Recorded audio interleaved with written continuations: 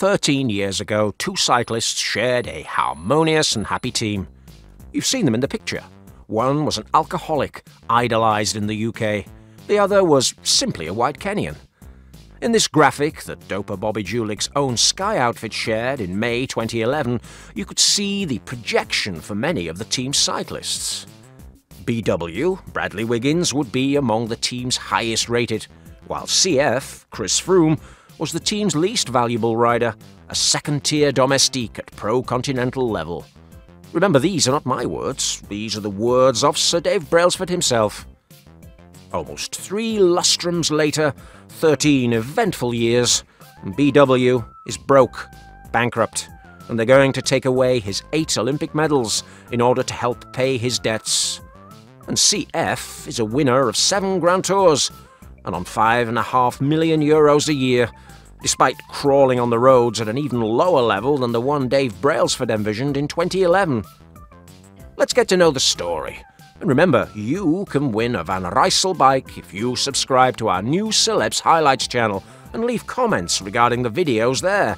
And once the Tour de France ends, we will announce the winner. Now, let's delve into this story full of drugs and alcohol and bizarre decisions throughout the ages, starting with the British alcoholic. Bradley Wiggins is one of the strangest guys in cycling history. Paul Kimmage, the Irishman who famously raced in the 1980s totally clean, claimed that Brad was one of the few riders he believed to be 100% clean, before the Englishman mutated from pista to superclimber and nearly took a Tour podium spot from Lance Armstrong while on the doped hipster Vortis team.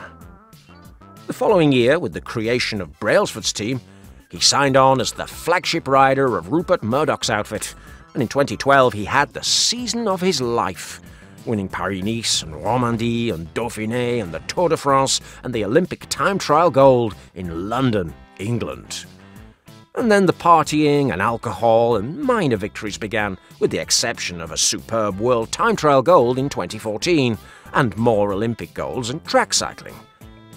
Wiggins created his own team and failed miserably, with only 1 win in a town race in 2 years. And after retiring in 2016, he sought to become Olympic champion in rowing, failing miserably despite mutating for the 3rd time in his career by muscling himself grotesquely and leaving us this moment to remember in a rowing competition. Hilarious in its own right. All the money he made in 2012 melted away on bad business decisions and a lot of alcohol. And as of today, he's totally broke, owing millions of pounds and needing to work on podcasts or as a commentator on Eurosport. His bohemian neo-mod image, however, is a sham, a shield against criticism. In a disgusting documentary by David Walsh, the popular journalist who rose to fame after Lance Armstrong's confession for having been one of the men who'd criticised and pressurised the American since 1999, Wiggins can be seen criticising his gringo teammate, Joe Dombrowski, because he was wearing a yellow Lance bracelet. Brad urged him to immediately remove that disgusting thing. 10 years later, Barasic broke. He joined Lance, Jan and George and other dopers in taking money from millionaires who were paying €30,000 for cycling lessons in Mallorca. That's Wiggins, the one who came out unscathed like his boss Brailsford in the Richard Freeman case. A guy who was also exposed by fancy bears with up to 6 different TUEs, those infamous therapeutic authorizations to use drugs legally, which were made fashionable by his once-hated Lance Armstrong in 1998, although he had the excuse of only having a single egg. There was salbutamol in June 2008, an Olympic year when he literally swept the boards at track cycling. There were others from December of that same year, when he mutated into a super climber, which allowed him to take corticosteroids, such as the mixture of formoterol and budenoside. And then there were 3 other TUEs from June 2011 and 2012, where he can take triamcinolone via syringe, a potent corticosteroid that could cause a clear improvement in performance, especially in a tour where his only rival was the white Kenyan, Chris Froome. Ah yes, Chris Froome. The fact is that the mediocre rider who grabbed onto the team car in the 2010 Giro d'Italia, where he perhaps ingested a parasitic snail that caused the bilharzia that gave him so much joy in the future, well, he is also an expert in the use of TUEs. The Kenyan YouTuber declared back in 2012, just after humiliating his leader in the mountains, that the medication was so powerful that it destroyed his entire body and that he could not train while on the drug. Sure, he was taking praziquantel to paralyze the bilharzia parasite and thus reduce blood glucose transport.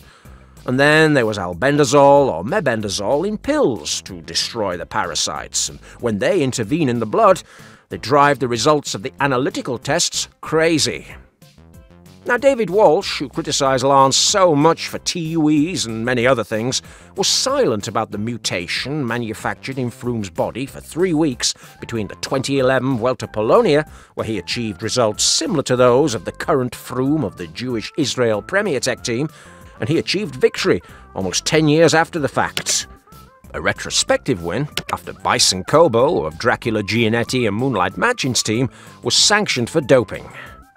Of course, Chris survived his own positive for salbutamol in the 2017 Vuelta a España, which he won. Luckier than Diego Ulissi, who at the same time tested positive and was sanctioned for the same substance. Chris survived clenbuterol positives in his own team, like Michael Rogers in 2013, the year that Froomey won his first Tour de France. Froomey survived having urine thrown in his face while being called a dirty, doped-up dirtbag. Ooh.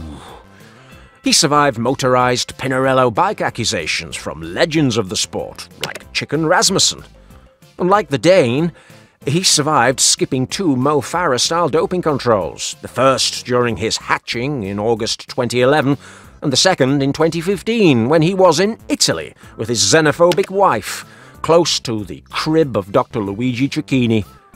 Froomey survived the TUE exposure by Fancy Bears in 2014, which revealed that he was allowed directly by UCI doctor Mario Zozzoli, who overturned doping positives at his convenience. He survived the same Sky trial that Wiggins survived, despite multiple courier shipments of substances like Canacort. He even survived real illnesses like those of his teammates in Chausti or Kirienka, suffering from heart ailments. And therefore, we should not be surprised that he continues to survive to this day, despite the criticism of thousands of fans who, regardless of all this data, don't understand why their great champion, the one who made a Disneylandis in Fenestra as his last professional victory, now finishes among the final 15 in the Criterium Dauphiné, crawling along, while teammates like Derek G or Matthew Riccitello are flying. And so it should come as no surprise that he managed to swindle the Jewish-Canadian multimillionaire out of millions for being one of the few clean Kenyan athletes in history. And so while at the time Wiggins thought he was superior to Froome, now owes money hand over fist, the lanky cyclist with the Israel leotard earns millions and millions of euros for doing bike races. Because Froome doesn't care if they criticize him, he doesn't care if they try to humiliate him. He's protected, and he will continue to make money. Lots of it. He knows a lot. Maybe he knows too much, and that's why he's allowed to keep pedaling towards this golden retirement.